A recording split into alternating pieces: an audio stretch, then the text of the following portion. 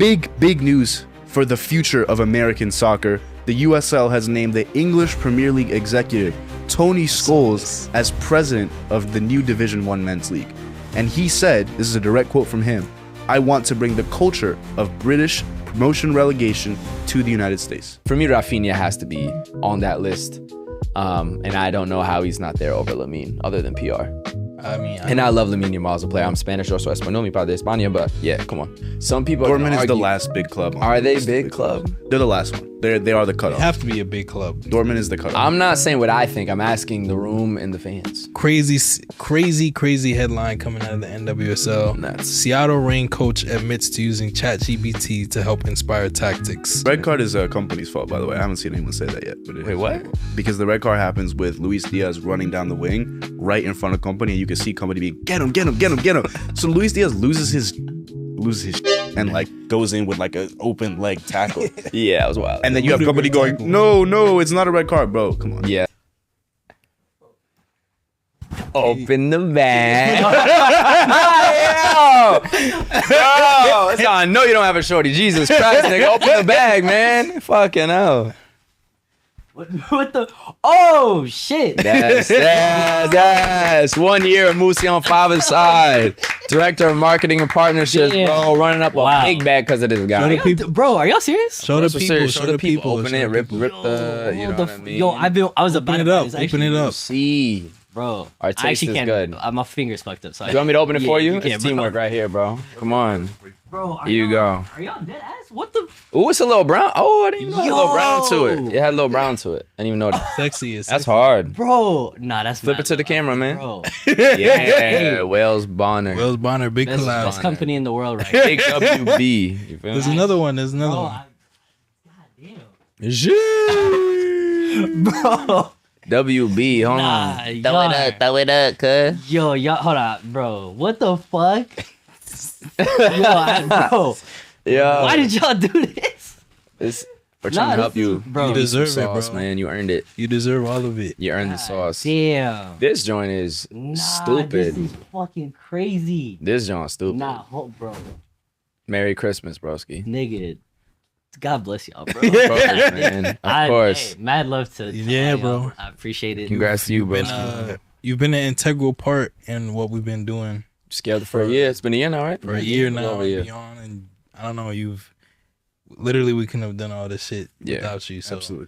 definitely wanted to just express our gratitude. And you be stepping up because you be doing way more than you're asked for, like being part of the Prem content and like really driving that whole relationship and like planning it out. Pele. The storyboarding of the timeline of the video. You don't have to do that and you do it. So we appreciate your effort. Heavy. Of course. Heavy. Fede Valverde, man, you do everything. Kamavinga. Definitely. Bro, someone said I look like Kamavinga once, but I have my locks. That was terrible. That one's not good. bad. Yeah. Kevin Footy, I get you. All, No, all it's that to say is, I mean, if anything, I think I should be thanking y'all. Like a year ago when Seb hit me up about this, I was just like, you know what?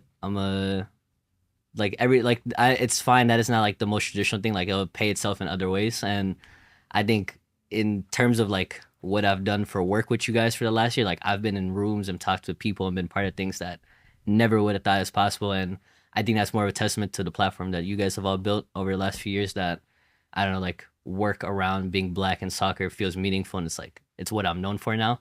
I think there was a lot of doubt and like insecurity about like being in these spaces, like the only black kid, having locks, all this kind of stuff. So to now go into a room and I feel confidence and I feel like recognized for that work is so impactful to me. And then beyond that, it's just like y'all family now. I see all y'all's brothers. That's a fact. Kendrick, you older brother in a way, the way you try to get on my nerves. But 100%. That's no, my but rule. it's genuinely mad love to all y'all. And I mean, yeah, we've done some crazy We're not work done. this last year. So yeah, We're not. this we're is barely it's only started. year one. It's only year one. So Only year one of It's Moose. really- Year 3 of 5 aside. it's really Crazy. only gonna go up. But nah, mad love to y'all for this, genuinely, because I was about to blow back on this. So Now you The been bag has cheating. been blown on you. yeah. You know what I'm saying? The bag has indeed been blown. For sure. Well, welcome to episode 104 of the Five Side Podcast. Obviously, Musie here, filling in for a little bit. I'm Gabriel. Kendrick. Seb. Seb, as always, repping your Georgetown Hoyas. Yeah. False Shout out flagging, to- we allowing shout- it? Nah. It's cool. I grew up. No, I'm letting you explain. I'm letting you explain it, so the people know he from DC. You know what I'm saying? Multi representations, multiple DC representations. And I got on that prosperity and abundance. Big shout out to little homie Kev from Design FC. Youngest in charge, bro. Throw back to our fits, bro. Remember we used to we used to do the walkthroughs in there. Y'all didn't really commit the way I was trying to commit to it though. Nah, it's a fact. You feel me? Modus on the hoodie. Yes. Toronto, University of Toronto collab. The UT. I don't even know about that Toronto UT. You think UT is this? UT is University of Toronto. I'm playing, bro. It's a fact. All right. Thank you all for joining us once again. Please hit that subscribe button, like, comment, notifications, all that. Just like they say at every CEO, is a free way to support us and elevate the show. So keep supporting, keep subscribing. It's just a button. But we're going to start off talking about the Fifpro 11, both on the men's and women's side that just got announced. So I'm going to give y'all the full list of names and tell me who you think probably deserve to be on there that wasn't on there, because there are some very noticeable snubs that we are going to get to. For the men's lineup, the front three, Lamine Yamal, Kylian Mbappe, Ousmane Dembele. Midfielders, where there's definitely some debate, Cole Palmer. Just looking at Kendrick over there. Jude Bellingham. I'm looking at myself for that one. Pedri and Vitinha. Defenders, Hakimi, Van Dijk, Nuno Mendes, and then goalkeeper Donnarumma. So some notable misses and debatable players. Obviously, Raphinha. How is he not there? Salah, people say, how is he not there? A lot of people think Saliba, maybe for Van Dijk. Harry Kane had another crazy season. Should he be there? Even a Fede Valverde in midfield over somebody like a Jude who didn't have his best season for Madrid. This is coming from a Madrid fan, even though he was still, of course, very good. Thoughts on who's the biggest snub? For me, it has to be Raphinha. For me, Raphinha has to be on that list. And I don't know how he's not there over Lamine, other than PR. And I love Lamine Yamal as a player. I'm Spanish, also Español, mi padre de España, but yeah, come on. I don't fully understand. What is this? Can I say something? Yes. Fifpro is voted by the players, exclusively by the players. Is that 100% true? Yep. Okay. Because Fifpro, I know it's the Players Association, but I don't know if the award The is Fifpro related. voting is conducted exclusively by professional footballers to select the Word 11. Players use a digital platform to cast their votes, selecting 3 players they believe were the most outstanding in each of their 4 positions. Yeah. Goalkeeper, defender, midfielder, and forward. The player with the most votes in each category earn a spot, and the final 11th position is awarded to the outfield player with the highest number of remaining Who in Fifpro votes? Every single member of Fifpro, which is the whole world, right? It's a good question. Because it's a FIFA thing, so anyone registered in FIFA I believe so. Yeah, that's what it says. Which has 200 federations. Yeah, any registered federation member. Player. Yep. That is... So do the math, 230 times 30, that's thousands of votes. I have nothing to say. Yeah? Like, how can I...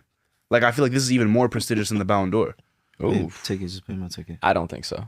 You don't think this is more prestigious than the Ballon d'Or? The Ballon d'Or is voted by journalists in Burundi. I do think some... With all due respect to Wow. Burundi. Nah, it's true. Whoa. It's true. Wow. I just met a homie from Burundi, actually. That's why I said that. Yeah. was Oh, fresh that's on me. funny. I would We were say... talking about that. Burundi? Yeah. My sister's man's is from We were Burundi. talking about that. Yeah. All right. Well, I will say this. New man's? Yeah. He was at our Champions League watch party, Dembala. You fuck with him? Dembala watch party coming back. Yeah, he's mad cool. He's a Chelsea fan. That's your bro. Hey. Yeah, for sure. I don't think Shout out to ball my knowledge, bro. controversial take. Oh, nah, don't say that. I'm going to say it. Okay, so have we all seen former players with just the most ridiculous opinions ever? We've seen it. We've seen Cool, though. Troy Deeney said some crazy stuff, for Yeah, but that's- example. Oh, you mean like Bills. pundits? Pundits. No, I'm saying Pundits former is player different. pundits. Yeah, but pundits is different. They're trying to Yeah, pay pundits bills is as well, different. bro. Like any former player you see, like that's not like. on Okay, have you camera, seen a they're trying to pay musician, bills, an bro. active singer, rapper, songwriter, etc., have a crazy music opinion, or someone who's an Way actor? less than soccer, like Or in sports. point being, I don't think the only thing to determine value of opinion is your ability to do said action. You're standing on the fact that soccer players who played the game No, I didn't say that. have less. I didn't say that. I didn't say Let me that. ask you a question. If there's an award that's specifically for a profession, one award is voted on by journalists, and one award is voted by the people who play that sport professionally. Which award seems like it's more prestigious to you? Yeesh. Well, Prestigious is the wrong question. yeah, because the thing about I mean, world that's my football. question. Wait, let's talk That's about world my football. question. World football, right? The level of players That's my at question. the bottom. Which one? I'm giving context. All right. So if there's 230 federations, players in those last federations, Yep.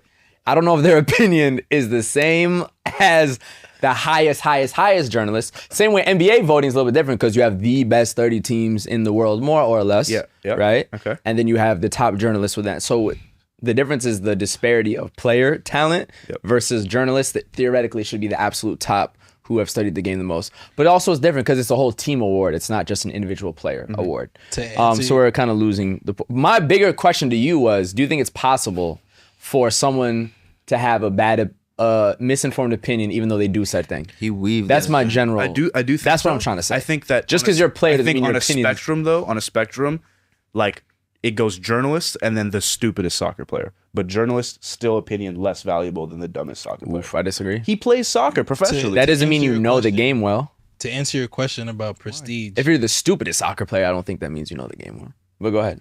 To answer your question about prestige is like completely man-made. Yeah. And like backed by 9 times out of 10 like money. Like things are prestigious because they're expensive, because there's like some financial backer that makes this thing look like it's worth more. And so like, for example, a part of the worth of the Ballon d'Or is the fact that like it's this magazine that like has all this money to buy like a Louis Vuitton case for the trophy and all like gold ball, have all these performers and bring out the biggest stars. Like, you know what I'm saying? So like, that's why I was like, prestige doesn't feel like the right word. I think it's more like the validity of it. Okay. You know what I mean?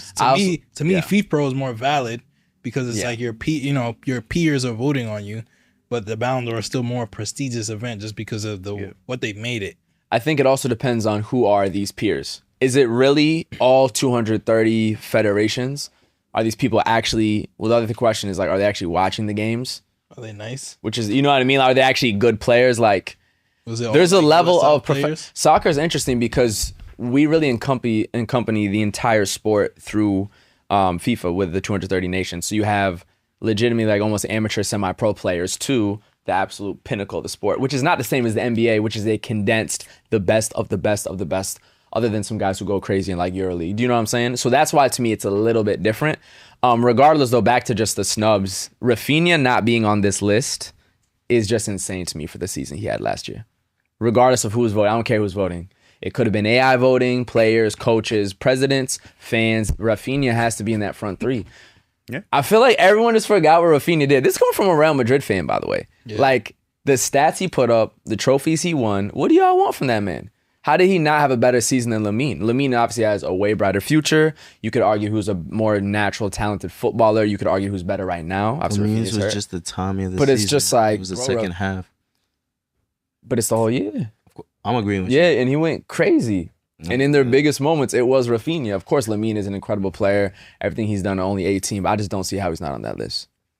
Some people think he had better seasons than both Mbappe and Dembele on top of that. So it don't even have to be a Lamine thing. Yeah. But I don't know. To me, biggest snub is Raphinha. Yeah. I don't know if y'all got ones. How you feel about Cole being there? You think he deserved it in the midfield? No, yeah, I don't even think Jude, and I'm a Real Madrid fan, I don't think Jude deserved it. I mean, I think it being a player thing, I think players probably appreciate like all the things that he does as a player that don't show up on the stat sheet. Yeah. And just kind of like his demeanor his too. Story, his emergence, like how, I don't know, like honestly like popular he's become in the world. Sally. So I think from a player's perspective, it's like a lot of people probably just appreciate him and like what he kind of represents at this moment. But if we're talking stats, like even Mo Salah, to me, Mo Salah is the biggest snub. I would put Salah for Cole for sure. Just all the stats, all the records he broke last year. Yeah. But I don't know, maybe people are tired of getting cooked by Salah. Even like on Madrid, Fede probably had a better season than Jude in terms of midfield. Fabian Ruiz could have been in that. João Neves, those guys had unreal seasons. You know what I mean? And then VVD over Saliba and Marquinhos, I don't know about that. That's the least. Yeah. It's okay though. It's fine. Yeah. Yeah. But the biggest thing for me with Raphinha, I just feel like he continues to be like that season's forgotten about. And I don't think he's ever going to repeat that level. And it's going to be one of those posts from us in Copa 90, like, oh, the forgotten season with Raphinha. You know, it really is going to become one of those. Yeah. That's kind of tough though. Yeah, but I like appreciating things in the moment. I like being an in the moment person. So I don't like when people shit on shit like that. But yeah, shout out Raphinha, man, because he's just becoming underrated at this point. So I just want to ask you one more time, just so I can get an answer from you. Yes. You would prefer to win an award from journalists than your peers? No, that's not true. So what would you prefer? The peers, for sure. Your peers, okay, cool. But I do think the peer pool doesn't need to be every single thing that's like if we're doing music, right? Any of us at any moment can drop a song on Spotify. Now we're peers. You feel me? Would you rather get? At that point, I'd rather the music journalist like myself, Rade, be part of the reason I got an award than just some person who dropped a song one time. You feel me? Would you rather get a BET award or like a podcasting award, like a MOBA? BET award. BET award for like a BET podcasting award. It's like a BET. I don't know. Wait, I don't know the. Shout out BT. Shout out BT, but I don't really know the comparison. All right, it's cool. Because one's. We could move on. Yeah, I don't know what you was getting at. Let's go into the women. I don't know what you was getting at either. Yeah, It's fine.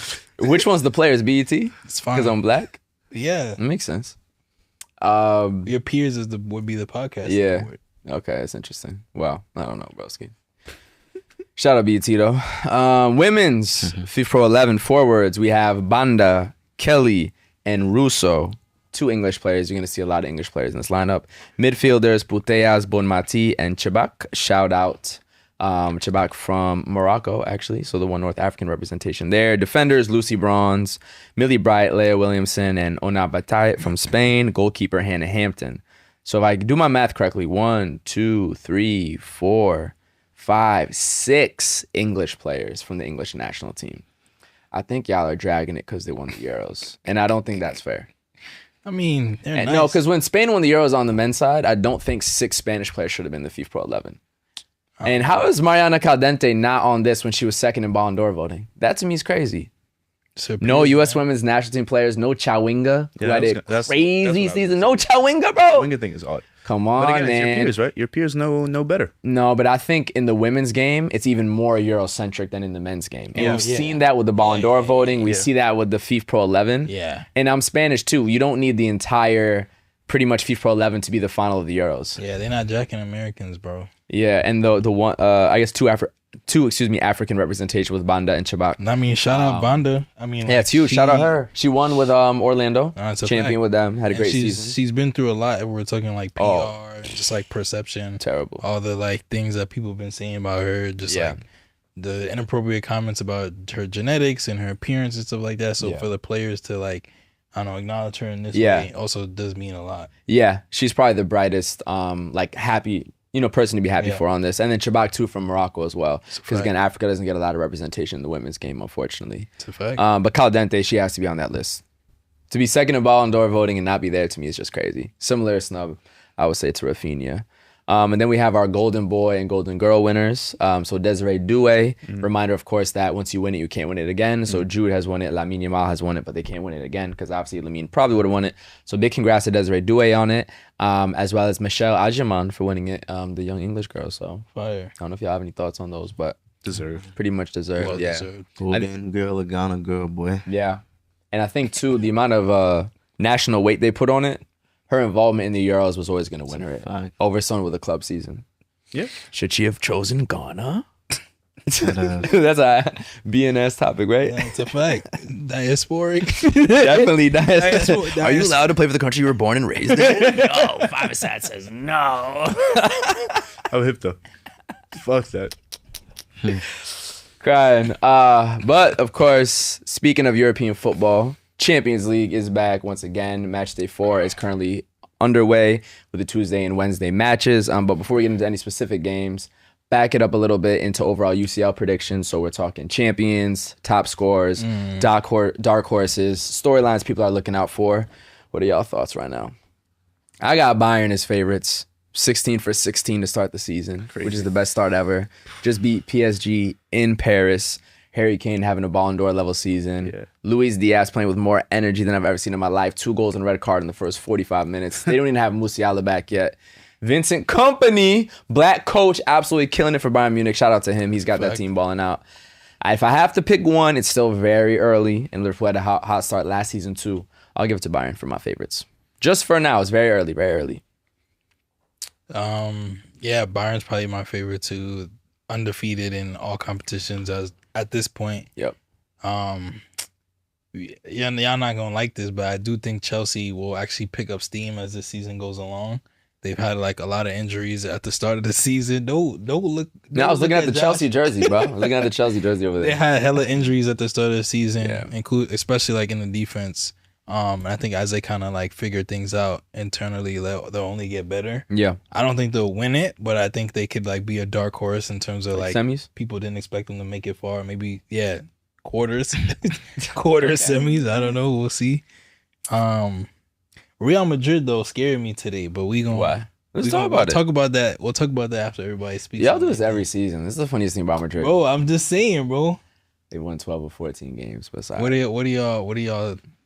I mean, it's the same. It's the same positions. I don't feel similarly about Chelsea, but honestly, the fact that you guys have options is cool. I feel like with PSG, it's just a reminder all the time of, listen, the team that went the farthest in the postseason, last year in the Champions League, having to play a full calendar year. Yep. It shows up, and it hurts the product, honestly. Yeah. And speaking of PSG too, just a reminder in terms of like repeating as champions, the only team to do it in the Champions League era is Real Madrid. So we kind of sometimes have this assumption like, oh, the team that won is the best team, they're going to do it again. It actually becomes harder to do it the second time. 100%. So for PSG, it's looking a little...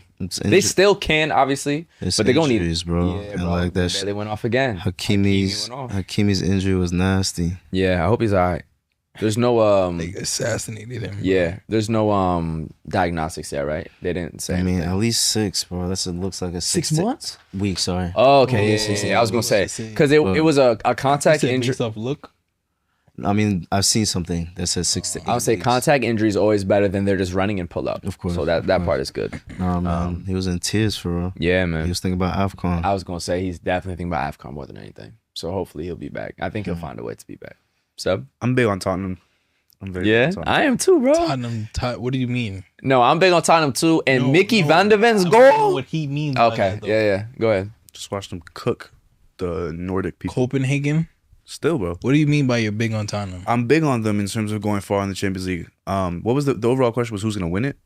Just in Just your general, prediction. favorites, dark horses. Like, I think they're a dark horse. I agree. They're a dark horse. I think there's someone that people didn't put as doing very well in the tournament. I think they're going to go pretty far, quarterfinal, and like lose like in a heartbreaking quarterfinal to not make a semi. But like a Champions League where Tottenham could have made a semi. I could see it if they get a good draw. They look good. Shout out Xavi Simons being player of the match. How do you feel about Xavi?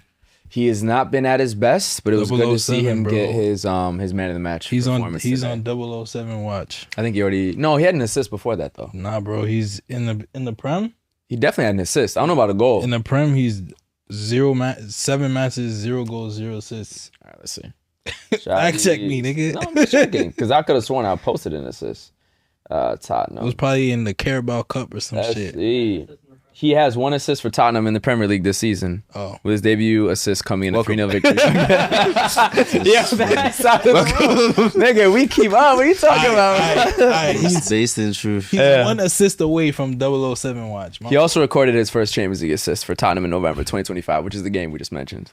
I mean, look, I'm happy for him. Yeah. I want him to do well, but he hasn't overall done well. I completely agree with that. my fear is that Yeah. he might not be a big team player.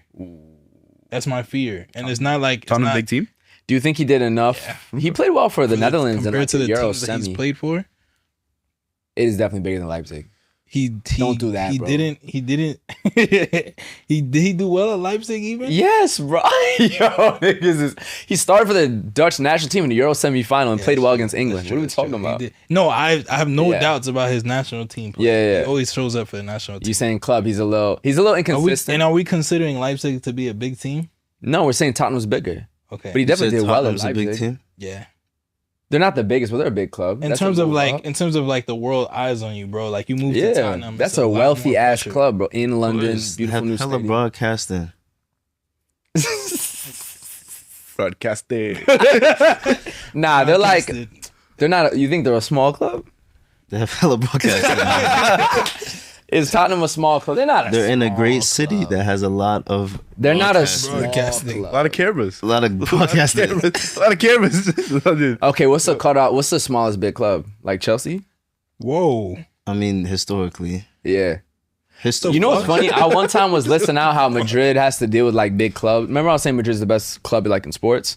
And when I made a tiny quick thing mentioning other big names and I mentioned Chelsea and some of the comments that wanted to zero in on, they're like, Chelsea's not even a big club. It's just heritage. So people do be thinking that about Chelsea. Before Because pre-05, Before pre-04. Abramovich, that's it. Yeah. Chelsea might be the smallest big club.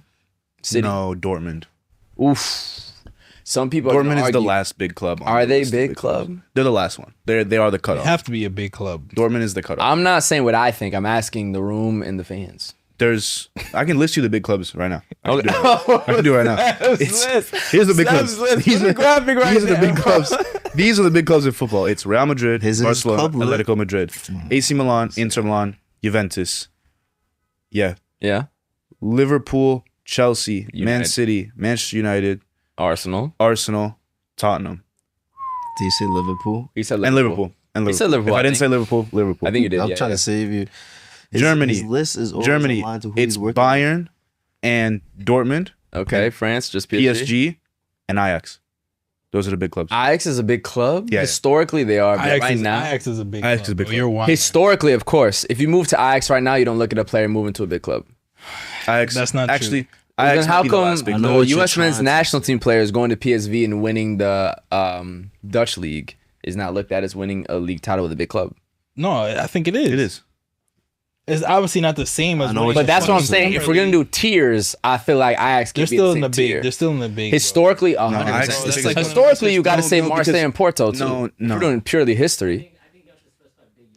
No, of course, it's the definition. Yeah, yeah. Well, of course, we're talking Europe, about in Europe. We're talking about the Champions League In Europe. Yeah, In It's the Europe. definition of big club. And then- historically. And then he's right. Porto and Benfica and Sporting. I'm okay with that list. Those are the big clubs. Marseille too. No, It's just perspective. Lyon won 6 straight. No. Lyon won 6 straight league wins. Marseille won the I know. Champions League first. I know. Marseille's a big club. No. If we're adding Ajax, and if we're adding Sporting I don't Lisbon, I don't feel comfortable with Marseille in that list. I don't. what if we're adding Sporting Lisbon? We're adding Sporting We're adding Lisbon, Sporting- but not Marseille. CR7, my friend. So no, the thing about the big club, Yep. it's the Yep. definition.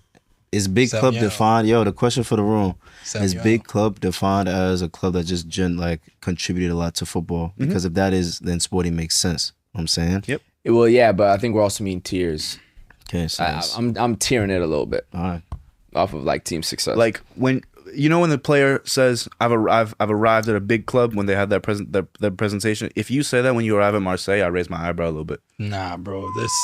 They're massive. Like yeah, they in have France, a huge fan base. That doesn't they mean won the. anything. Do you see Roma that has- star Roma behind has you? a The huge star fan base. behind you Roma's is the not a big Champions club. League star, buddy. Roma and Marseille. Well, Marseille is what, the second? Frankfurt and Marseille probably has the most fans in France. yeah, it doesn't matter. Roma has the most fans in terms of that region of Italy. Maybe not all of Italy, but that's not. But not a big club. Roma about the has background 3 that's- teams clearly ahead of them. Yeah, but Marseille that's- doesn't. Yeah, but Marseille is benefiting from the fact that the French league doesn't have the same prestige as other leagues, so we're You can say that about placing them in Portugal. there. Yeah. Nah, Portugal has given a lot more to football. Those 3 Portuguese clubs have given a lot more to football than Marseille. Benfica, Sporting, and Porto All are 3? way more prestigious clubs than Marseille. Way more. Talk about also I disagree. Seb, if you have some Way more background savvy. within the Benfica French, for sure. if you have some background within the French perception, Pourtant. talk about that too. Yeah. No, I don't. I think there's not a single French person that would agree with me. I don't think so. But me looking at football and seeing what Marseille has been able to give to football, Okay. Benfica. what are we less, doing? obviously. We're throwing out Samir Nasri as come on. I don't have. Come on. Then think they it's had George part of Weah too, who It's was the also a history- Ballon d'Or it's the winner. history Sure, part but of it. like And they won the Champions League in '94. It's the I know, history I know. part. I bet he. Yeah, Yeah. Betty Pele too. Forget but then those Celtic names. won the Champions League, so are we gonna put Celtic as a big Cel- club? That's a very interesting. People think so. And Fun Quayabi. fact, actually, Edmilson, again, World Cup winner with It's Brazil. a conversation. Champions League winner with Barcelona. down to 2. He said one of the best environments he's ever played in was Celtic I'm Park. sure. And that was but crazy. environment doesn't make big club. What's the definition that y'all using for big club? That's all it come down to. It's gonna get too granular. Yeah, I don't think I can. No, the give- Scottish League's too small, but they're It's like they're have historic. you given enough to football that remember the BR football like cartoon thing where they had like the hotels Yes. and there was that scene where like some clubs were given like first class rooms and some clubs weren't. That's like it's just kind of based on the prestige that your club has. If Cheers. we're doing that, then Cheers, within cheers. all the names you just listed, like Madrid and Barca, AC Milan are like in their own category. Sure. We're going to tier it. Sure. United's That's up fair. there. United is shit. I mean, I think Historically. Madrid's by themselves. We gonna keep it real. Speaking about Madrid, Yes, sir. we got to talk about the matches today. Yes. Yes, sir. Real Madrid took a heartbreaking It's not heartbreaking at all. 1-0 loss to Liverpool today. I don't know. To me, it it just felt like a shaky match, bro. It felt like a shaky match because it felt like y'all were in control in the beginning of the game. I didn't think we were in control. And then once Liverpool started like applying that press, it's almost like Real Madrid kind of just lost like composure, lost control, and like wasn't able to make things happen.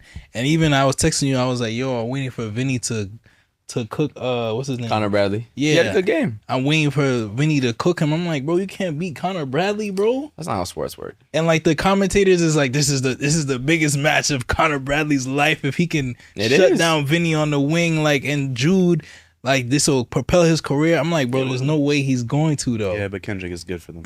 He had a good game. It's good for Real Madrid to lose this game. Yeah. Also, it only helps. Let's put a lot of context into this. Liverpool right now is desperate for results. They are like, 8-7 points behind Arsenal in the league table, while Real Madrid is 5 points clear in first place. Yeah. And you're at home in Anfield with Trent returning. Yeah. The desperation levels are completely different. Real Madrid has won 12 of their first 14 matches under a new coach with 3 new starters on average. Carreras, Goulet, and Mastantuono, tend to be starting these games. He didn't play in this one, Mastantuono. So, like, Real Madrid to be 12 of 14 wins, 5 points clear at the top. You beat Barcelona after everything last year. It's still an 8.5 out of 10, 9 out of 10 for Xabi. The Atletico loss was much worse because of the nature of the loss and the fact it's Atletico, blah, blah, blah. But overall, and they won their first 3 Champions League games, like, if I'm looking at Madrid's first 8, the league phase, away to Liverpool is the toughest. If you lose, you lose. Liverpool is desperate. Madrid, I thought, worked hard. They just were a little disconnected, but like, it's the league phase. I'm not panicking. I think it helps you guys more than it hurts you guys, actually. You know what I'm saying? And it gives you something as a coach to point to when you need to improve. I think Xabi goes, well, I don't want to lose, but I'm glad that I lost this one because now I have time to prepare for when things get serious in the Champions League. Hey, man. Like, honestly, I think it helps them. I think we look back at the end of the season, we go, and Xabi goes, I'm glad we lost that game because now I know what I need to fix when we play big teams away and type shit. I hope so for y'all. And I know Courtois is still at his best after that. Yeah, Courtois was going nuts. He's different. Courtois was sniping. This is the best I've seen him since we probably, he's unreal. Because y'all could have conceded like it could have been bad in the first half.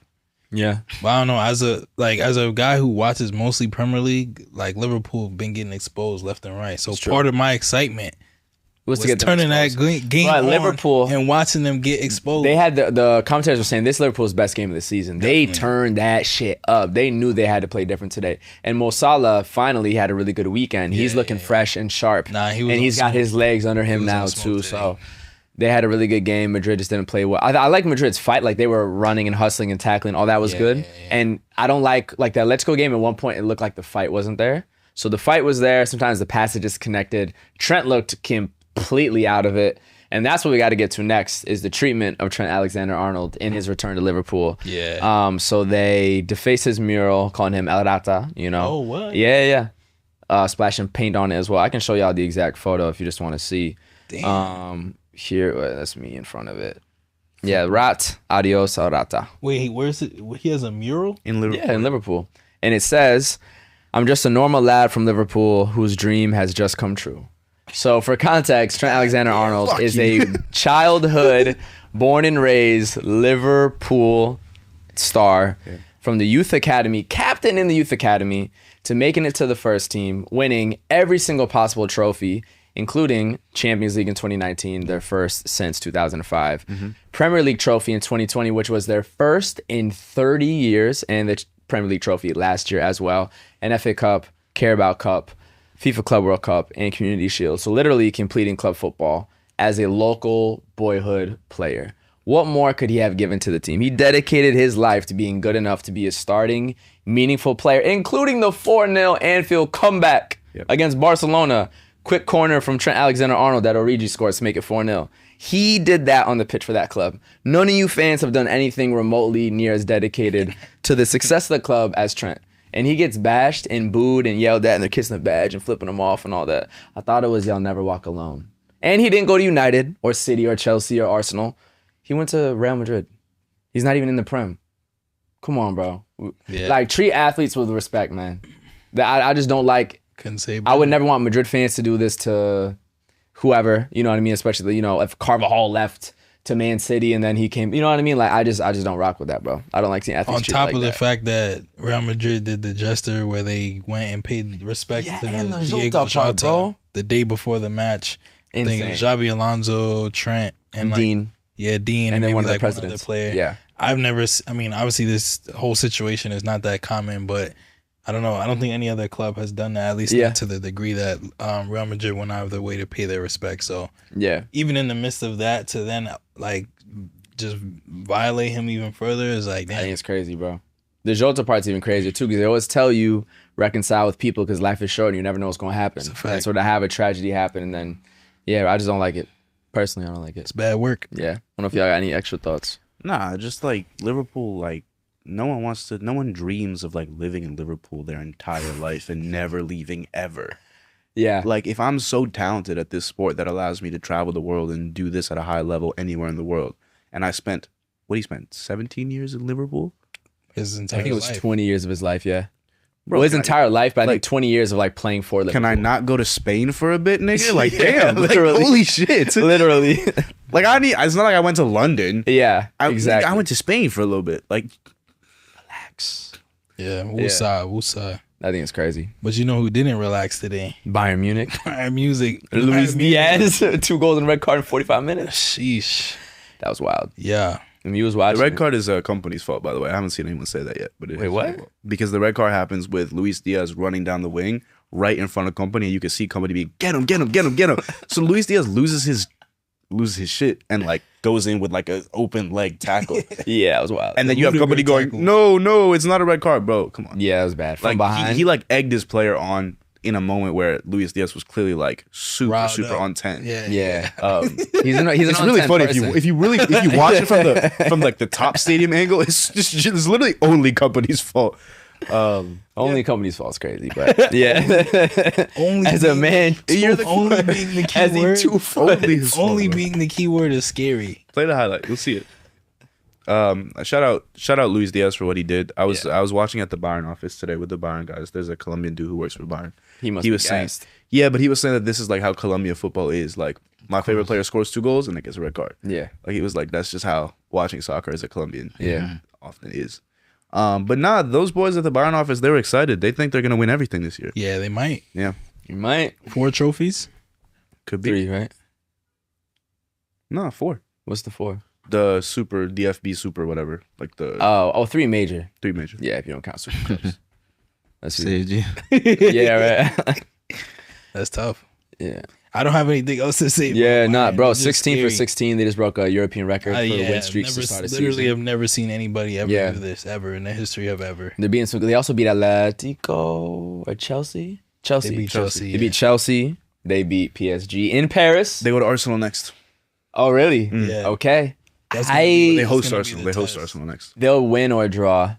Arsenal knows how to pack it in and defend. So Arsenal has conceded it's in Munich. amount of goals. In Munich, I'd probably bet on a win. I think they're gonna cook Arsenal the fuck.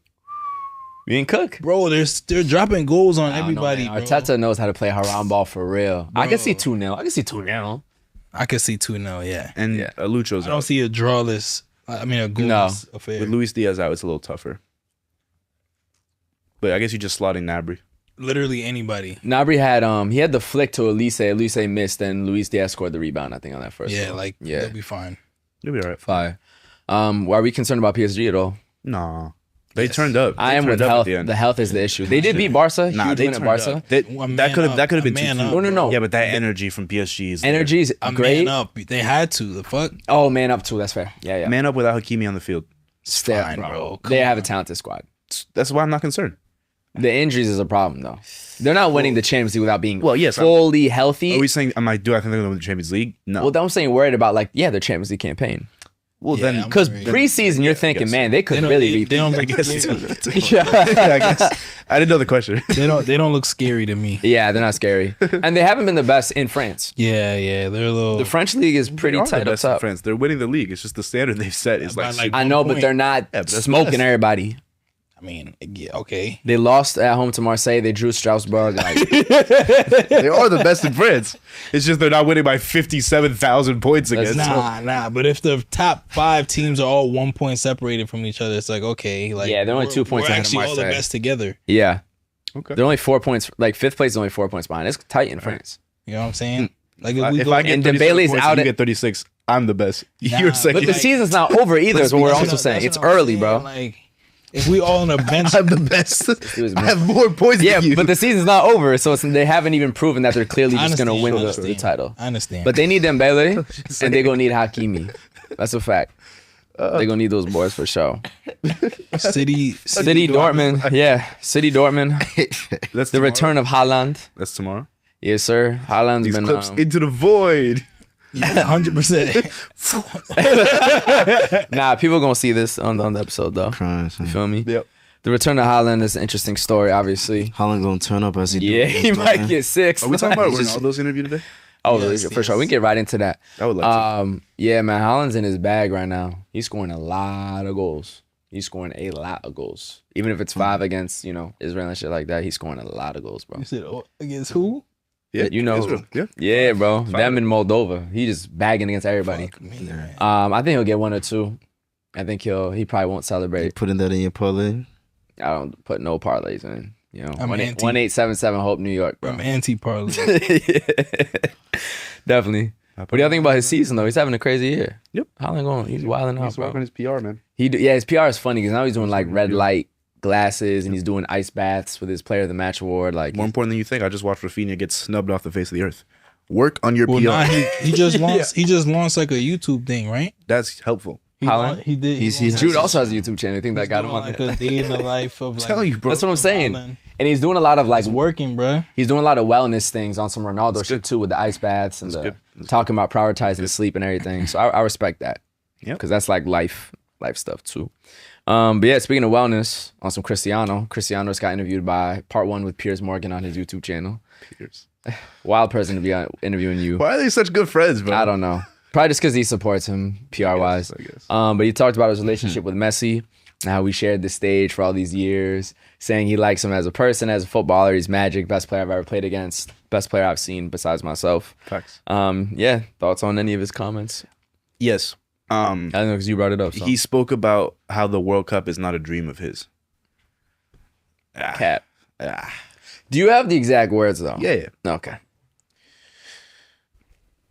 Because it could be on the sense of like I've done everything in my career. I'm 41. He said basically, like from what I remember, the fact that it's like 6-7 matches. Basically saying he can't base 6-7. 6-7 Oh, matches, facts. I agree with that.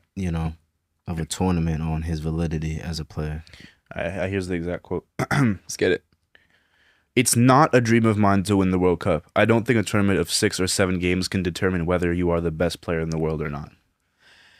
It's definitely a dream of his. That's Cap, but Yeah, it's definitely a dream of his. it's not the. It's It, like, it's it definitely doesn't a dream of determine who's the best player. I agree. Only, I agree with the second part of the sentence. but it is a piece of But I could pull up videos of him saying Of that course, it's a of dream course, his. of course, of course. Which He's is, downplaying which is it. disappointing. It's disappointing. But you know what though? I think he's trying to put less pressure on that Portugal team, which is a really good team. that Portugal team should win the World They Cup. won the Nations League. That beat Portugal Spain. team should win the World Cup. I don't know. Should, No, they should. but they're up there. No, they should. They Should? They should. He's bro. been saying this for a bit. Vitinha.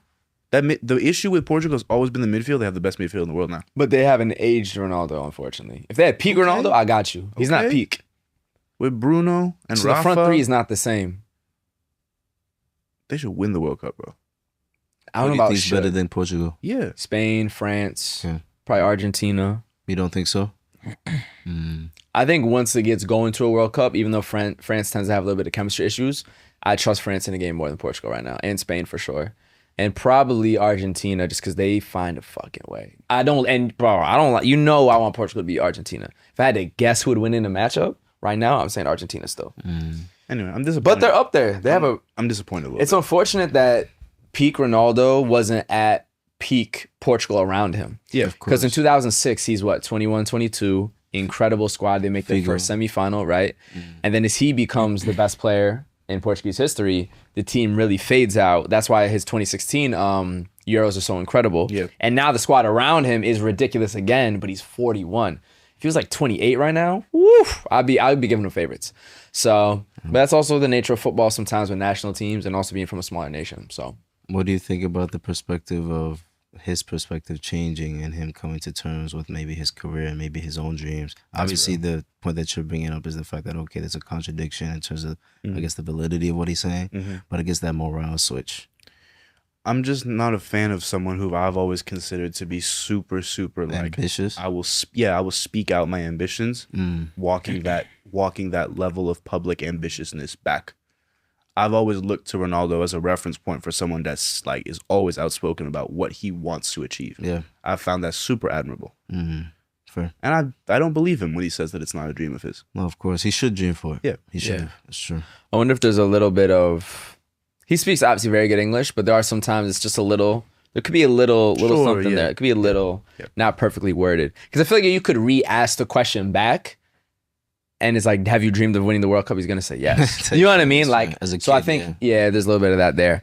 Speaking of Portugal, them and Puma just dropped a fire special edition all black kit. So Bandeira Negra, also meaning Black Panther in Portuguese. Wesh. Dedicated to the one and only Eusebio. Yes, sir. One of the greatest players of all time. Ballon d'Or winner in 1964. Still holds the Portugal World Cup goal record as of now with 9 goals in the World Cup, including being the top scorer in the 66 World Cup. Champions League winner with Benfica. 11-time Portuguese League winner with Benfica. Several Portuguese Cups as well.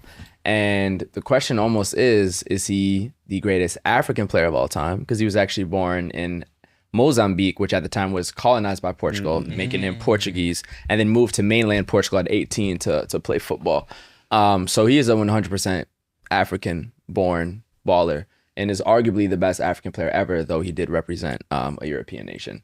And also because of that makes him quite the black trailblazer in terms of being a black European or being a black player representing a European nation. Because this is the 60s we're talking about. Yep. That's a different era. Yeah, he was going through it for sure. Yeah. And on top of just growing up in like severe poverty, creating soccer balls out of just like things around the neighborhood, like not even playing with an actual ball to get to the level that he did is, there's no Leao without him, Ronaldo, Figo, Deco, all those guys. So the absolute legend. And low-key an under-talked about player for the level that he's at. Of course, it's definitely under talked about. Yeah. Like people know he's a legend, but he could be spoken about more. Yeah, of course. Yeah. We don't have a Eusebio soccer shop. That's true. We don't. We could start one though. He did meet Pele. I'm saying, hold on. We could start one though. Right here. I mean, the first step is the jersey. That's fire. Yeah. That's fire. I mean, Ronaldo said it. He was asked like, who would be a player you'd want to play with, dead or alive, past, former. And he's like, Eusebio. Like that's who I'd want to play with. That's tough. No, I think he might. I've never thought about that question. Because who's the first African Ballon d'Or winner? And only we say George Weah. Yeah. But born in Mozambique, won in 64. He could be. He could be the greatest African player of all time. Yeah. Yeah. It's crazy. It's wild. It's also wild that the country he was in was under colonial rule just like 60 years ago. Yes. Absolutely nuts. Yeah. Right. I mean, before we move on kind of from the topic of colonialism in Africa, remember I texted y'all in the chat and I was like, why is the Congo on like Barcelona's kits? Remember? Like I was watching, it wasn't El Clasico, it was like one of the matches over the weekend. But on the It was training not top, Elche. on the back of Barcelona's training top, it says RD Cor d'Afrique, which means like the heart of Africa. And I was just like, where did this come from? Yeah. So I Googled it, and Barcelona over the summer signed a 4-year deal with the DR Congo, like the government, to basically promote like tourism, and for like $44 million or 44 million euros. And I was just like, that's insane. Like, where is this coming from? Yeah. What is the like motivation?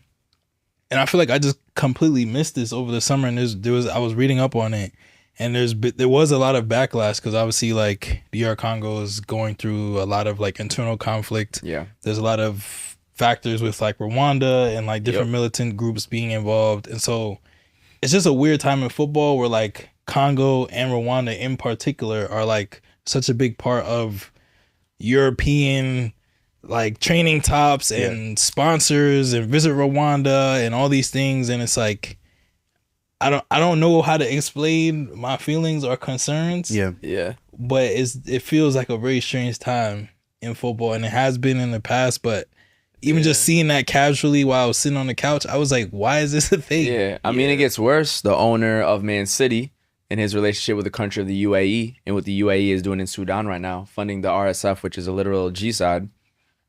While stealing all of their natural resources of gold and oil.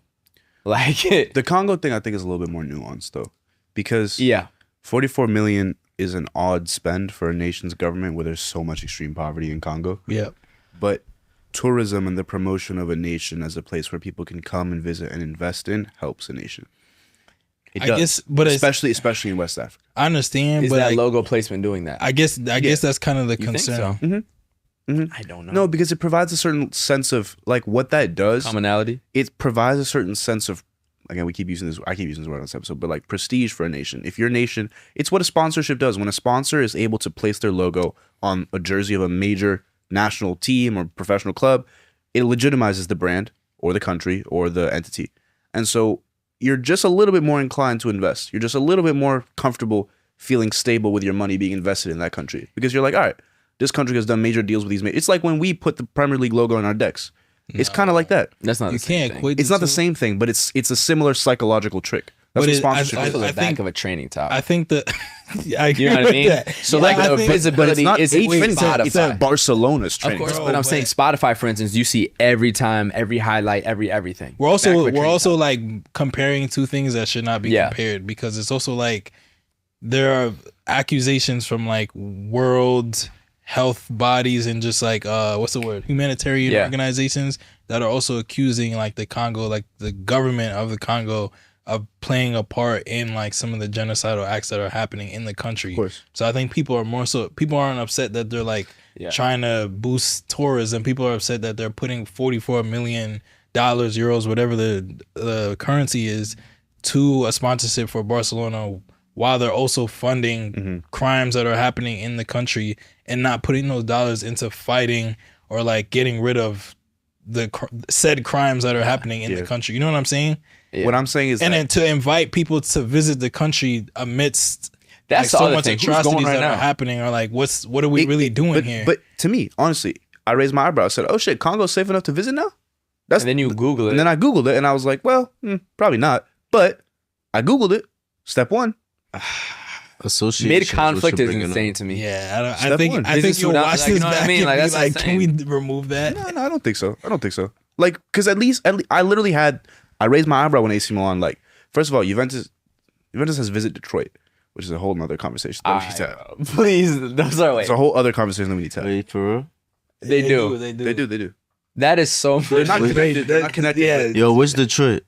Our Detroit, Michigan, the D. There's no. I don't know where you're going with that. So I wasn't going anywhere. Okay, I was just some points. Big shot on all them cash. But it made me as a consumer Google whether or not I was like the Congo was in a safe enough situation for me to feel comfortable visiting them. But like, that's the point. Made in American Google Congo versus like not fighting the people that are actually dying in your country. Yes, one helps the other, in my opinion. Wesh, I don't know, bruh. I don't know. Fair. Also, if it's coming from the government doing bad things, it's also fair to say that we don't think their intentions are pure. Right? Of course. I don't know who's running the Congolese government. Well, you can see what's going on in the country, though. I don't know if the person who did that is also the person who did that. I don't know. We don't mean the sponsorship. Bro, it could be someone who means super well, who had nothing else to do and tried to do. I don't know. I'm not trying to shit on someone's work. I don't know. It's not what we're trying to say either. Like it's some not guys. trying to shit on somebody's work either, bro. Maybe work mad hard to put it together. You know how hard it must have been to get the Barcelona deal?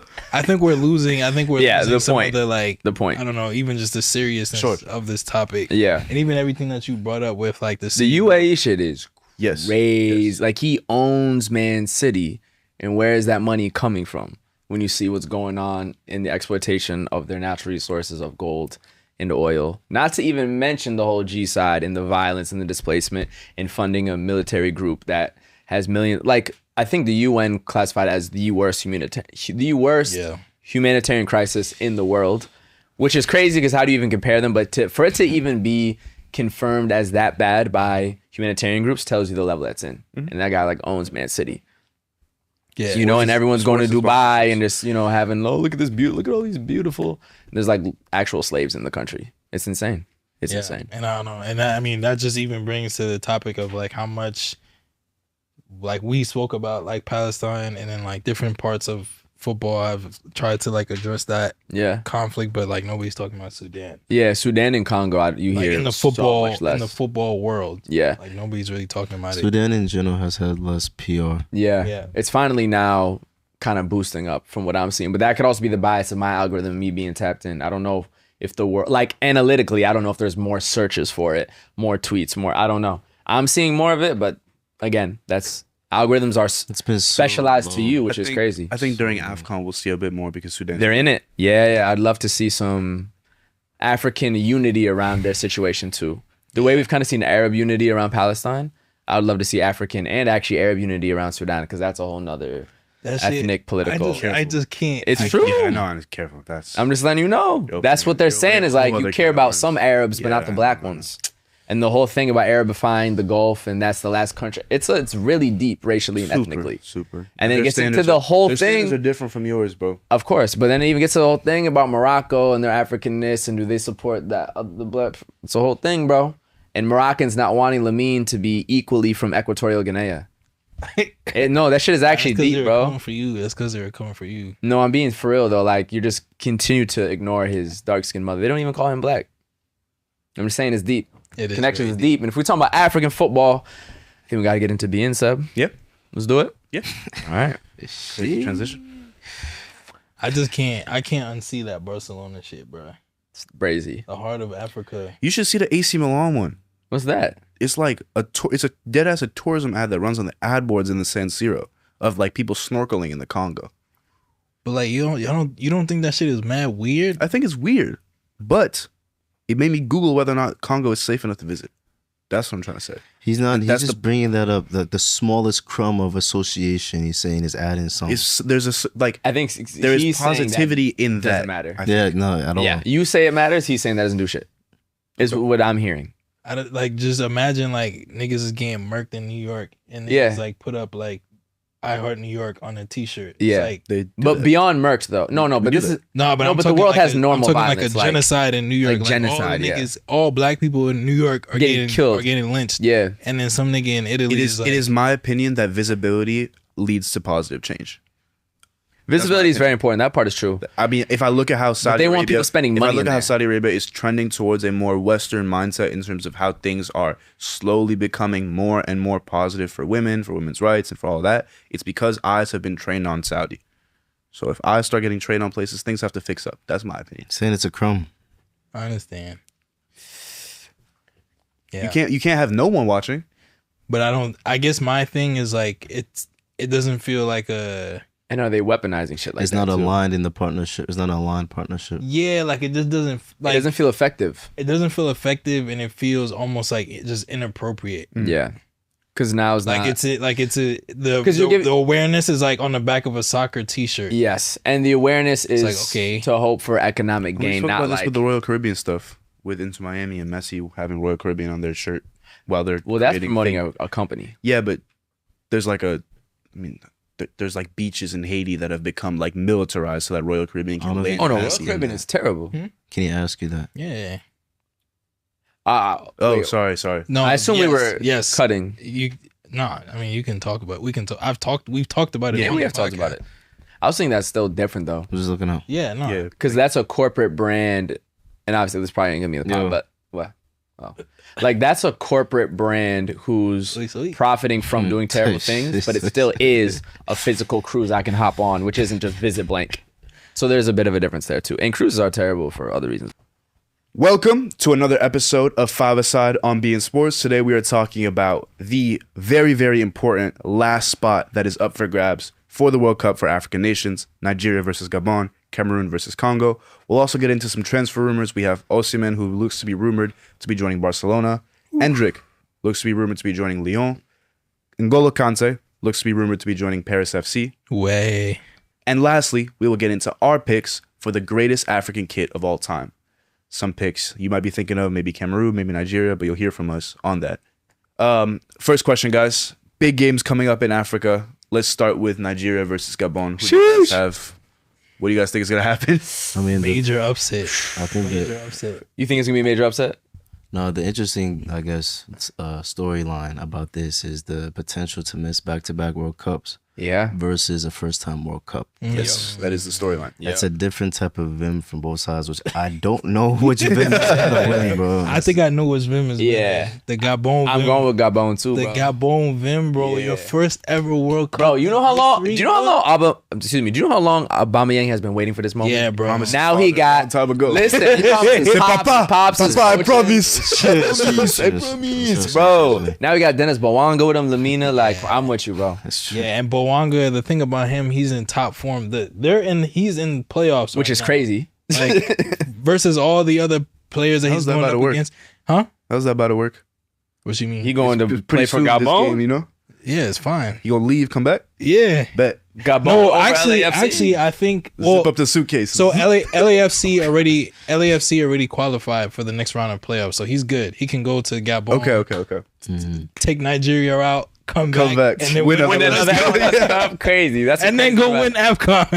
Nice. But nah, yeah, I think Bouanga is in top flight. Yeah. Aubameyang's been waiting for this moment. Yep. I think that's just gonna take them over the top. Yeah. You don't think that we're gonna get a classic story of a team that was given one final chance and got it out the mud in that case? Because that often happens in football, where your back is against the wall, you're a big nation, and you just kind of get it out like that. Yeah. Nigeria is in that position where they failed, and they got given a lifeline through the playoffs. You don't think they'll take it? They took it with Benin.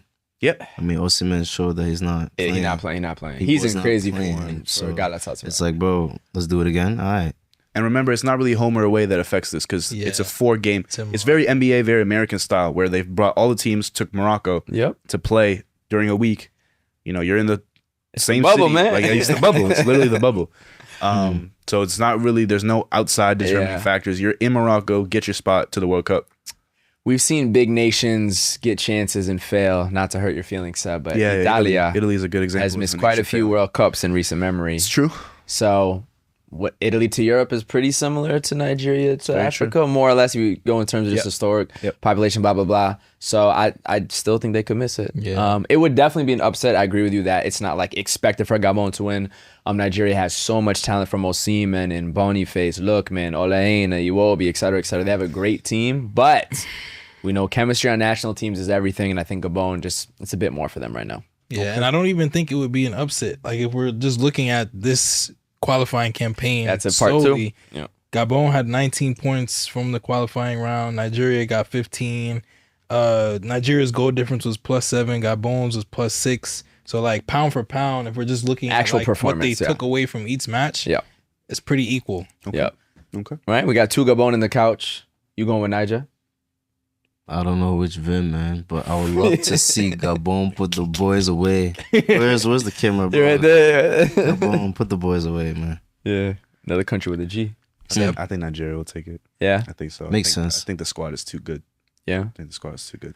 They're outclassed them. But the one I really have my eye on is the Cameroon versus Congo game. As a Cameroonian, you know, battle of Southwest Central Afrique, battle of the CFA.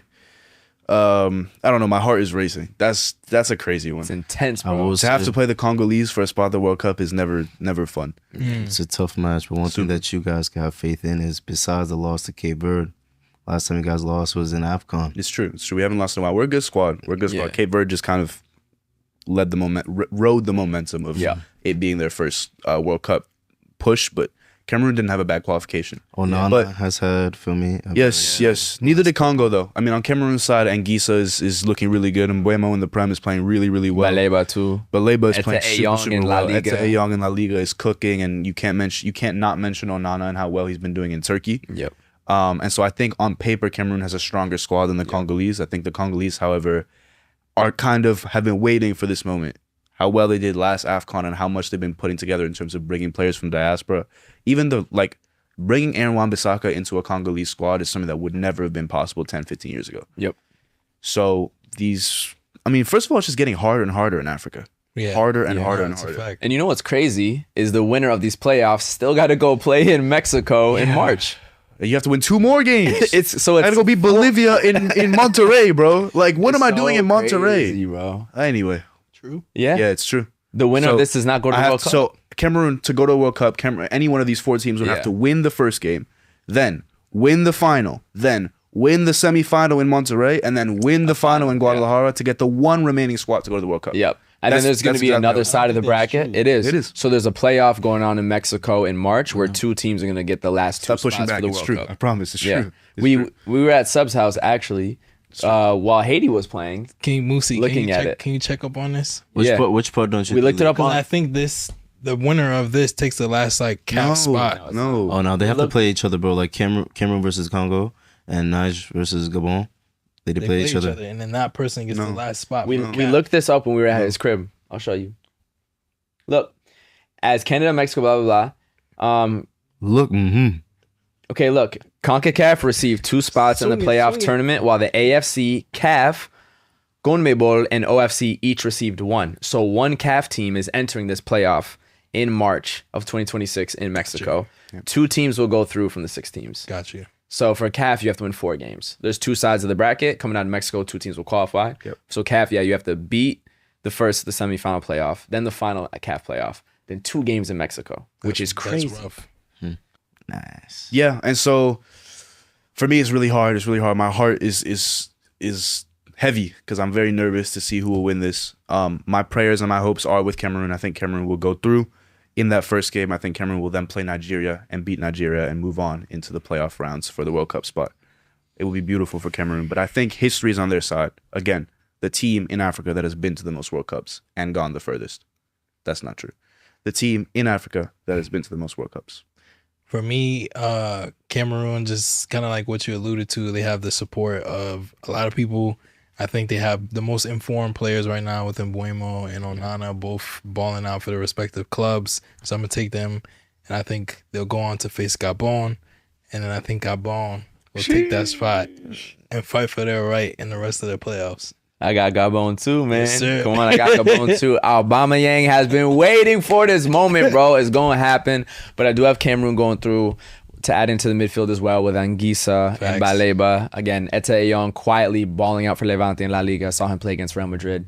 I think y'all have Gabon representing Africa in the playoffs? Gabon? I think so. Out of Congo, Nigeria, Cameroon, and Gabon, y'all have We've Gabon. seen the things. Cape Verde just qualified in first place. That's what I'm saying. Like we've actually seen. The mighty Gabon representing Africa. They're mighty now. Yeah, don't What you are they? mean? What Yo, I we're dare gonna listen to him. assist Tell me. this. Oh, We're because gonna he's an assist indomitable lion, bro. Yeah, That's bro, what he's we're doing gonna right assist now. this. Yeah. We're What gonna assist animal this. is Gabon even? We're gonna We'll revisit find this. The deer? We're gonna revisit The this. jaguars? Let's see.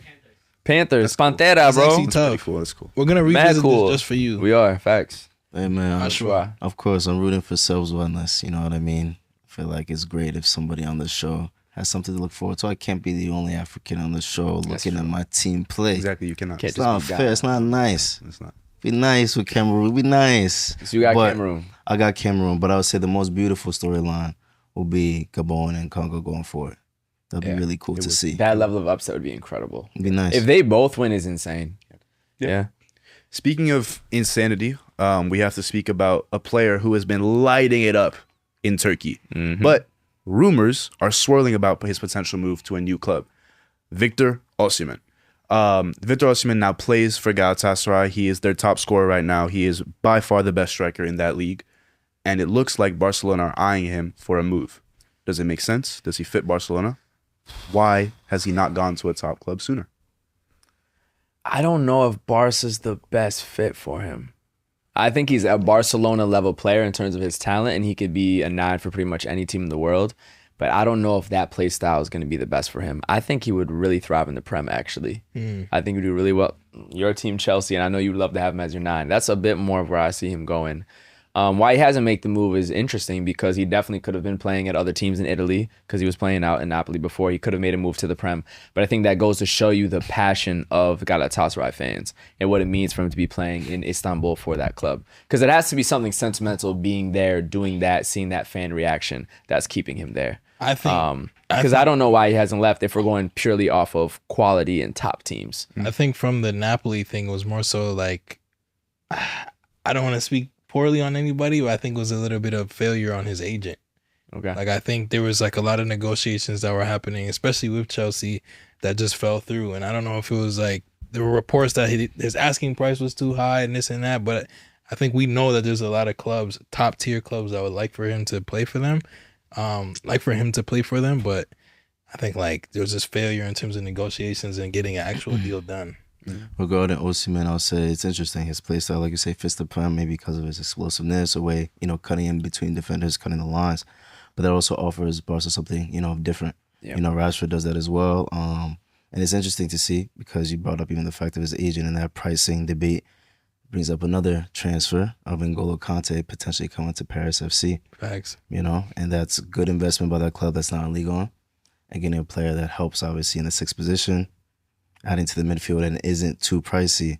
When you first come to a league, you have to also think about, okay, to be able to provide longevity and stay at that level, you can't go for the highest price. Yeah. You can't lowball yourself either. Yeah. And also culturally what it means to have Conte join Paris FC is huge. Is incredible for that club to staple itself as a new power in Paris, because Conte for France is incredibly important. Yeah. So if Conte joins Paris FC, it shows PSG, the rivals that are, I think the distance between their stadiums is like 200 feet or something like that. Yeah, it shows they're literally that, neighbors. It shows that like, all right, listen, we're not here to just buy like mid-level Ligue 1 players and kind of fight it out for it. We're going to get people that have won the World Cup. And so with Conte joining Paris FC, the only other World Cup French winner in that city is Dembele, which means that Paris FC gets to say, we have just as many French World Cup winners on our squad as you, PSG, which is huge. Yeah. Huge. And I think even what Conte represents as like a character, Yeah. He's kind of like the humble guy, doesn't like to brag too much, always has a smile on his face, always sportsmanlike. I think it also creates this like juxtaposition to PSG, Facts. which is like PSG is the big, flashy, elegant, big spenders, kind of like aristocratic body in Paris, and then Paris FC can kind of like pose themselves as like the humble, on the come up, The people. club of the people who like now can like create those, just make an even deeper rivalry within the city. Yeah. It's beautiful, I would say, because PSG offers a lot to Paris, and Yeah. Paris has something else to look forward to. Yeah. It's a fact. Speaking of people who have something to look forward to or don't, one of the most heartbreaking quotes that's come out in recent football memory is Endrick saying that he has trouble sleeping at night because he's not sure if he's going to make the World Cup. Another transfer rumor is Endrick looking to get out of Real Madrid, potentially to one of the French giants, Lyon. Yep. How would you guys see Endrick in Ligue 1? Do you think that's the right place for him to go Yes. to make a World Cup case for him in January? Yes, this coming from a Real Madrid fan. Go get those minutes that you deserve. Just not going to work out for you at Real Madrid right now. I don't think it's any hard feelings. Go to Ligue 1, ball out, get 15 league goals. I think he'll do exceptionally well. We're seeing the revival of Fati. We're seeing how well a guy like Abalo again just scored a Champions League goal today. I think Endrick will do very well in Ligue 1. You look at another player like Memphis Depay. You know, he had a great coming up, especially in the Dutch league. He goes to Lyon after United, revives his career, and ends up at the top club in La Liga. So Endrick could be looking to do the same thing. One of the top clubs in La Liga. Yeah. Speaking You of see things, what I'm wearing. Yeah, of course. Nah. Speaking of things that are at the top, we have to give our top picks for the greatest African kit of all time.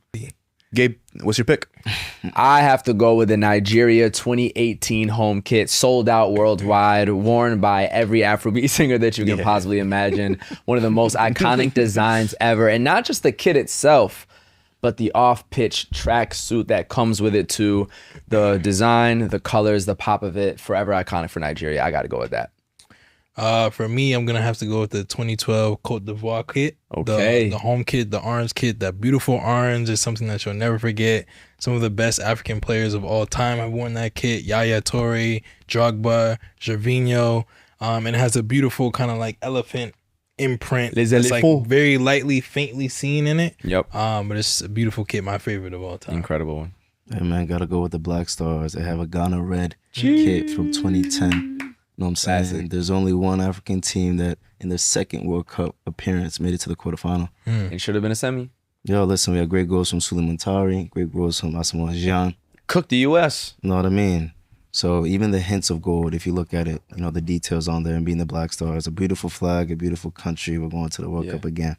Does that gold come from Ashanti? Is that a thing at all? Asante Red? Ashanti? Might be. I'm nice. Coco. Let's go. For me, I have to shout out Cameroon's 2002 sleeveless kit, probably the most unique kit of all time. It was allowed to be worn in the 2002 AFCON, but then FIFA banned it. So not only is it an extremely unique kit, but it's also a banned kit. It wasn't allowed to be used at the World Cup. It's mad cool. Super, super vintage, just staple of soccer history and African soccer history. If anyone has that kit, let me know. But yeah, this was Five Aside on Being Sports. Tune in every week at 5 p.m. See you guys next week. Bringing things back to Europe, we got to talk about the Bundesliga because some incredible things have happened over the past weekend in terms of historic, just kind of milestones for the connection between European soccer and American soccer. So for those of you guys who don't know, the Bundesliga made national and international news by partnering with Top Baller to give the opportunity to one American kid to have the chance to trial for RB Leipzig. And the format that they used to find this one American kid was through street soccer 1v1 tournaments that Top Baller has been doing for years. The first qualifying round was in New York, in Queens, this past weekend. But to me, it's incredible that the Bundesliga is allowing a street soccer 1v1 type player who prioritizes their ability to dribble and to skill and to beat their man to be the player that they select to go on trial for Leipzig.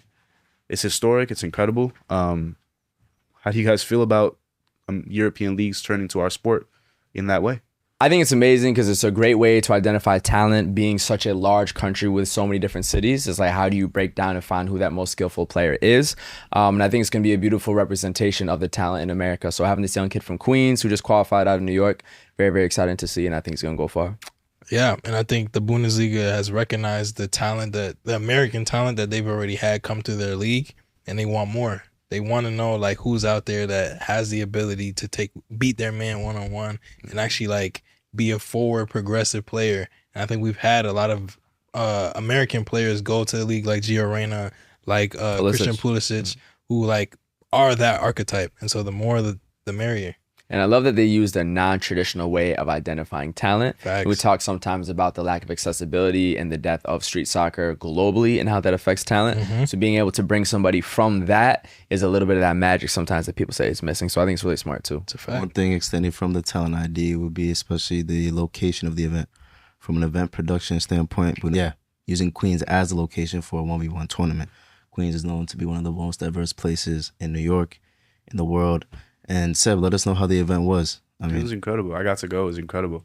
Who won that? So it was a Moroccan-American kid who went on trial a few years ago for Barcelona. Wow. But then wasn't really able to find a club because his play style was, like he told this to me, he said his play style was never really valued enough. And so he's kind of been playing club football at a very high level, but in the U.S., looking for a way to find a spot where his play style can be accepted and kind of placed on that high level. And then Top Baller comes along and says, hey, we're hosting a 1v1 tournament where your exact play style is like what we need to have. And then he says to himself, like, I got to win this. So then he goes out and wins the whole thing.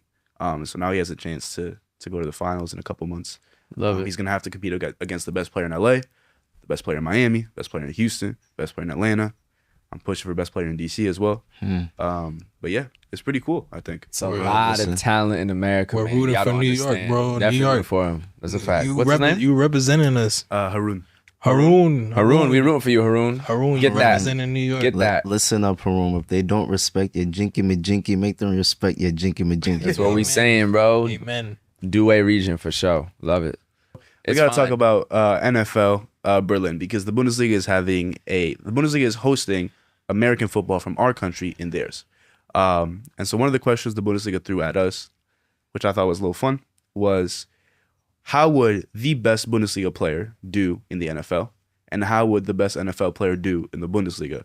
Who would do better? Who would do worse? I think the best Bundesliga player would be a great kicker for a team. Okay. Yup. Kane So is a kicker? In that case, you'll get your 3 points. You know what I'm saying? You get your extra point. You know what I'm saying? You get your field goal. The other way around. There's no position. You don't think a receiver No. could do well as a keeper? No. As a keeper? No. No.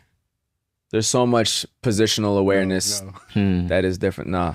I mean, And maybe a corner Yeah. could be decent at goalkeeper because they actually have to have that. No. False. I'll say from playing both sports, Alright, actually. fuck me, No, right? definitely. Yep. I'm on Couldn't it. even finish said my yep. take. Nope, didn't let you. My fault. From playing both sports, Start at the top. for sure. From playing both sports, American football and football, I'll say cornerback could be a defensive back. Yeah. Outside back for You sure. know what I mean? Your Reece James, Yeah. I should pick a Bundesliga player. Alfonso Davis could be a great corner. And then vice versa too, a corner. Because it's about that lateral quickness, staying with your man, staying in front of them. Staying never- in front of them and switching. Exactly. diagonally. You know what I mean? That's the So- best alignment. Yeah. Nah, it has to be a goalkeeper because they actually use their hands. But like a an large NFL that's why I player, feel like a just an but NFL a player large moving portion- to play soccer. My fault. The question was best. Yeah. Okay, I understand that. But you're Like, still there's- right. Like Yeah, Alphonso Davies is Yeah. one of the best Bundesliga players, and he would do well at cornerback. Yeah. I For agree me, I that think way. one of I'm the saying best the other way receivers, around. like a Justin Jefferson, would be great at keeper. I see what you're saying. I agree with that. But But what I'm- I'm saying is, for you're going cornerback. Yeah, I'm going cornerback. I'm saying cornerback To for goalie. goalkeeper because that way okay. they're at least in a defensive mindset where they're like, okay, it's reaction like, I'm to having reason- react to somebody Word. trying to like forwardly progress. The reason I disagree is that the best part of cornerbacks is actually the footwork. And the Footwork. positioning and the way they stay with the person to lot stop of them. Now the way they goalkeepers- stop Yeah. A lot them. of goalkeepers would say Wait, it's wait, the but what I'm footwork. saying is It's footwork. But the speed, the athleticism is, and body structure is much more that of an outside back. Transferable skill. It's a bit more I will say transferable. But of course, you stop them thing. instead of blocking it like this. You have to by feet. But the one thing- footwork and Hold the on, chasing. Question. Y'all have to go around and tell me who would get cut first. Who lasts longer on the team? In general? The best NFL player in the Bundesliga or the best Bundesliga player in the NFL? The Who gets cut NFL first. the NFL player in the Bundesliga is getting cut first because it's Yeah. less transferable because they And don't have yeah. something like a kicker where Kane can just be a kicker and he low-key said he wants to be too. No, I mean, feel me? Wait, you that's said the obvious. best NFL player in Gets- the Bundesliga? It gets cut in the Bundesliga faster than the best Bundesliga player in the NFL The because they don't have something like a kicker to go to. Specialized position Yeah. is the difference. They don't know how to use it. They can't use their feet. In the Yeah, way- they're cooked. Like it's harder to learn how to use your feet and dribble than it is to learn how to catch.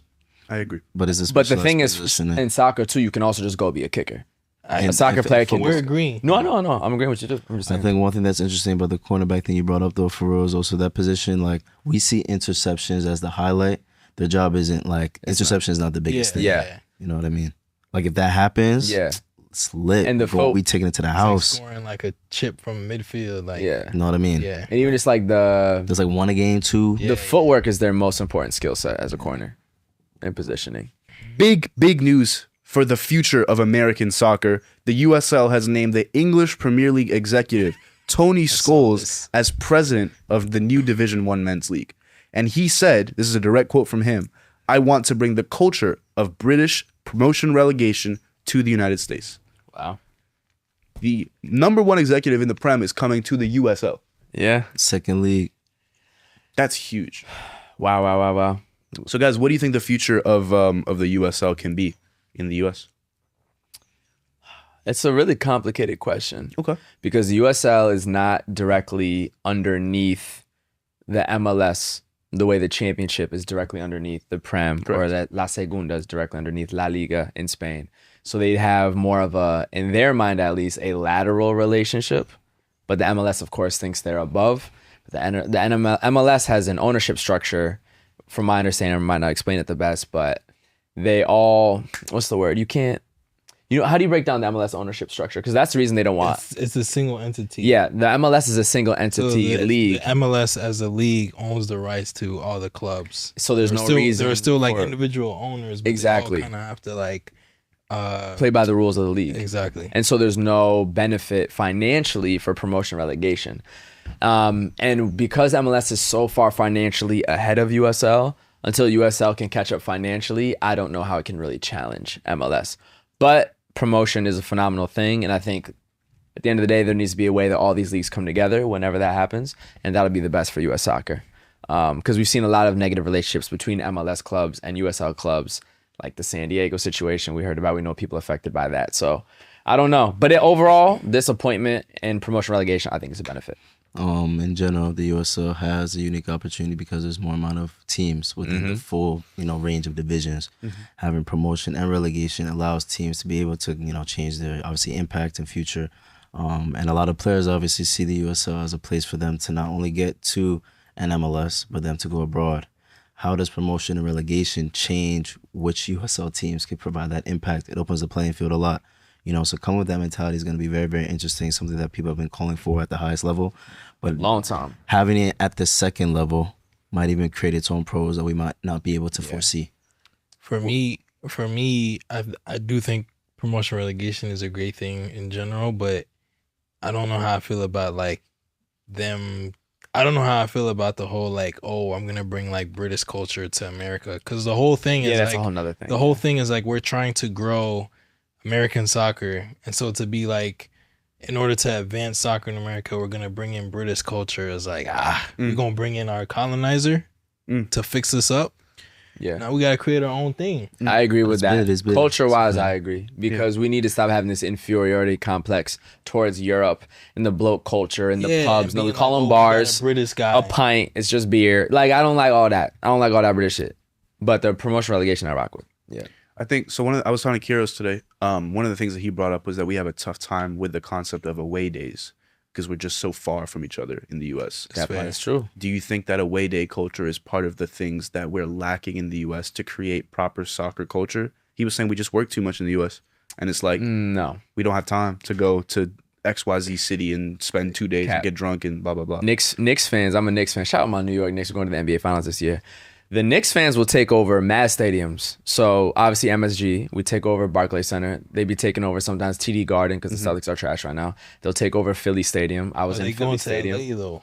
But that's where the distance becomes a thing. Yep. I think the that's distance, That's what I'm trying to say. but where distance is not an issue, we've seen amazing away fans in American sports or in sports in America. So I don't think it's the away days as an issue in general, unless we're talking about distance. By location, New York will pull up to Philly will pull up to DC, etc. Yeah, but we know that. Like, that's light. I think the issue is But like, no, we don't see that in soccer right now. I think You see what I'm saying? The concern that Kiros brought up is that when you're doing USL, it's not New York, it's Rochester. So it's people from Rochester who have to take That off part is time different. to then find a way to get to, I don't know, not DC but Richmond. So it's like it's tougher. Like I haven't really thought about that. But that's why you also have to localize a bit more in terms of conferences. West Conference, Western Conference, Eastern Conference, which is what you see in MLS to some extent. Yep. But distance does matter. But again, in the NBA, you see people traveling for and sure. then the other thing he brought up was stadiums. So we're talking about, we just went to Brooklyn FC. A lot of love for that club, but unfortunately, it's very difficult to get out there because of how far it is. That is very true. A lot of these USL clubs play in places that are difficult to get to because there is a requirement in the USL for the stadium capacity. So you need to have a stadium. The USL requires you to have a stadium. And so because the USL requires you to play in a stadium, you have to find a stadium. To find a stadium, you have to go outside the city because that's the only place where you can find a cheap stadium. Yeah, or just deep, yeah. So you can't necessarily have people from the plate. Like Brooklyn FC is Brooklyn FC, but it's Coney Island is super far. Yeah. And so because it's that far, people from Brooklyn aren't necessarily inclined to go watch Brooklyn FC games. Yeah. How do you find a way to balance the professionalism in terms of how it looks on TV and on camera? You can't. Because, of course, the USL wants to have a professional-looking league. Well, it goes back to they don't have the funds of MLS, which is on Apple TV. So what should they, from a business perspective, what should they prioritize? It's not even a money thing. It's FIFA. These are like FIFA stand. Like, you can't have a professional league and say you're like a XYZ tiered professional league and not play in like a certain capacity stadium. Like, you can't. You can't go play in Prospect Park and be like, of course. But if you played in official FIFA if you played in Prospect Park, I think you could create enough understanding. But then you're not an actual. You invest 3 years of actual grassroots community building. Without more so say, the reason I'll say money matters though is that they can't build what New York City FC is building in Queens, which will open in 2027. Very excited for that because they don't have the money for it. They can't build. You know, so even if you go to NWSL, you're saying you can't. They can't pick the whatever location they want. They can't just build it. They don't have the funding. They don't have the sponsors. They don't have the ownership. To speak about what the British do is they create culture first and then they crowdfund after. Yeah. AFC Wimbledon is a perfect story of that. Yeah. It's people loving the sport enough to want to have an accessible stadium in their neighborhood. Yeah, but they built it. The people built it. Yeah. What do you mean the people built it? AFC Wimbledon is a fan-owned club in Wimbledon. What do you mean the people built it? The people paid the money to build the stadium. All right. Does that make sense? Yes. Okay. I thought you meant brick and mortar. I mean, I'm sure there's people from the Caterpillar. I wouldn't be surprised if a lot of the people who actually built the stadium in Wimbledon were fans of the club. World Cup. Moving on. Anyway, moving on. I don't know. Let us know what you think. Yeah, for sure. Well, zooming out from the U.S. to the entire world, Adidas has just dropped the home World Cup kits for 22 different nations, not all of which will make the World Cup, but a large majority. We've got the big nations, Spain, Germany, Argentina, Italy, Colombia, Mexico, Japan, and more. Thoughts on which ones are y'all favorite? I can personally start. Have to go by Spain, España, ya tú sabes. I hope that we win this World Cup just as we did in 2010. Very excited for this team with Lamine and everybody. A beautiful, elegant red kit with the blue shoulders on it. I like the little stripes that are going through it as well. It's a very unique Spain home kit. It looks kind of like nothing I've ever seen before. So I appreciate the little bit of innovation while still keeping like the flag colors in there. And then outside of my own country, Mexico, absolutely incredible. They once again have this sort of indigenous print and design there. And it's bold enough but subtle enough at the same time too. Didn't go too crazy with the colors. And then Japan with like the wave form, which I think represents the horizon, which also has to do with their flag, but still keeping the blue, the samurai blue. So I love those three. Got to go with Spain, of course, but some amazing kits from Adidas as always. I was definitely going to say the blue stood out to me. You know, Japan always has a wavy kit. You know what I'm saying? You brought that up as well. Italia. We'll get to that one. I'll save my words for that. But even Argentina, if you look at the blues, I believe that the blues that they have are blues from different World Cup kits that they put in one. So shout out to Adidas doing the thing with heritage. Yeah. Germany too, it's their last Adidas kit after all these years together. So that's huge too. And so they went with the classic, the 3 right there. That's cute. Yeah, my favorite kit is the Algeria one. I honestly haven't seen a more beautiful kit than this in a long time. It has like these beautiful like gradient streaks going down the middle, like a red gradient. Color is crazy. Honestly, with the Algeria flag like smack in the middle, I think like this is probably one of the best kits in a while. And then obviously Colombia, as always, they have a beautiful kit. Underrated print because you can't see it exactly. Also, I love the font. It has like a flower. Gradient in the background, and the font is fire too. Underrated part of World Cup kits is fonts. Love these fonts. Sub?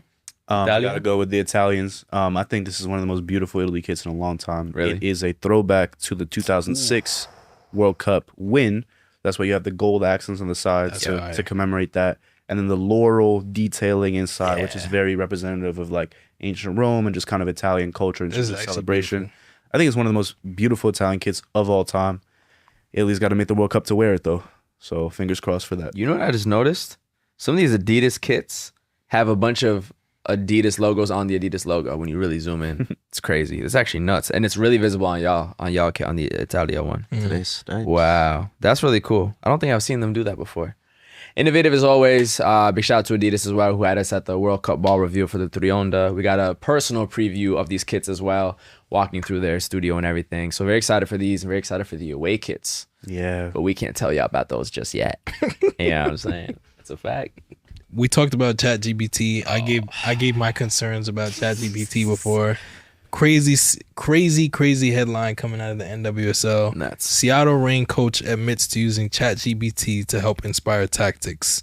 So Laura Harvey had the quote on the Soccerist podcast where she said, "One day in the offseason, I was writing things into ChatGPT like, quote, what is Seattle Reign's identity? And it was spurred out. And I was like, I don't know if that's true. Then I put in, what formation should you play to beat NWSL teams? And for 2 teams, it went, you should play back 5. So I did. No joke. That's why I did it. And we won." So how do y'all feel about this? How do y'all feel about the use of ChatGPT and AI in coaching and like football statistics? Football strategy going forward. I mean, ChatGPT is always going to have its own perception due to how it's integrated in society for real. Sports science has always been a thing. You've seen sports science help teams like Leicester City.